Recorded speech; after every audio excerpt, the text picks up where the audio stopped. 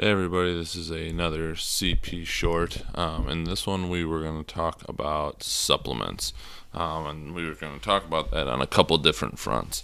There's been a lot of buzz in the news and all over social media about coconut oil, what the health has come out, and there's been some extremely strong reactions about that. So we kind of just wanted to put in our 2 cents about it, which, like most things that we do, aren't super one way or the other, just because we don't think that it can be. And that we do that for good reason, because it is what comes back to what works for you. So, just kind of back to the supplementation side, we wrote about it on the TAT blog. The story was supplementation, which we'll link up. But supplements are just that, they're supplemental. But with that, they can be extremely beneficial to you in areas that you might not be getting everything you need. In order to get all of the nutrients you need, it is an extremely fine tuned diet in order to get so. It is not impossible, don't get me wrong. It is something you can do, but it can be a little bit of a challenge to get there. Just trying to make sure that you're hitting it all the things across the board, and that's where supplements can come in and be a huge benefit to you. That ties it in a little bit to what the health, when they were talking about B12, and this got some people pretty fired up about if you're a vegan and you don't eat meat, that you might be short on B12 and need to supplement it. And they were making claims that you can go and have a completely perfect diet being vegan, but yet then you supplement this. And again, that's not bad if that's what you choose to do, but that's where a supplement can come in super handy for you and would be well worth taking one for that reason, and that it's going to help make your diet well rounded, keep your body functioning, and make sure you're not going deficient somewhere. So it's definitely something that can be beneficial. You got to be smart with it. Talk to doctors, talk to health professionals that have some background with it.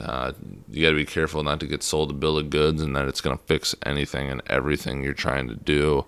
That can definitely go and mess with you if you're sitting there and trying to take absolutely everything, that it's going to fix it all. So be very judicious in trying to figure all that out. It comes into kind of a next part we want to talk about with the coconut oil thing. There's a lot of very smart people that endorse coconut oil, and there's some very, very smart people that say it's not needed and it's not something you need to go with. I was listening to a podcast, and there was a guy talking about going back to eating basic, and his whole point was we didn't have it to consume when we were evolving, so why would we need it now? I think that's a very good and very interesting point.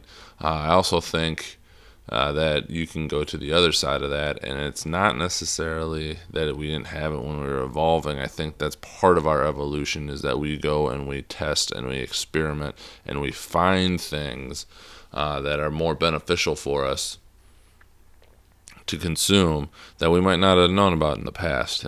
Living in the north where we're at, if we were to have evolved oil all the way through here, we would never even know what coconut oil is, because it does not grow up here. That doesn't mean that it's not beneficial to us and that it's going to make us operate better. And that's just something that's come along with our evolution, the ability to get food and different things from a lot of different areas. So I struggle with that one a little bit, because I think it is something that you can get better options from different places that you might not get where you're at. You think about a lot of the berries and stuff that you would have to try and do in the winter and stockpile in the summer, where now we can get it all year round, which I think is hugely beneficial. That also being said, with the coconut oil and whether it's good or whether it's bad, I think you have to do your own research. To me, I'm a fan of coconut oil. I think it's good for you. I've heard some very strong arguments on why it's good for you. And I personally use it. That being said, the bottom line when it comes back to all of this is you have to find what works for you.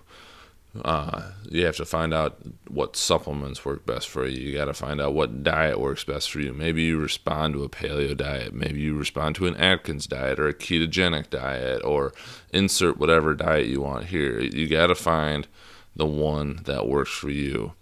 A lot of times people will say the best diet is the one you haven't tried yet. You never know. You've got to find what your body responds to and how it works, and that's going to be your best bet. So, kind of wrap all this up.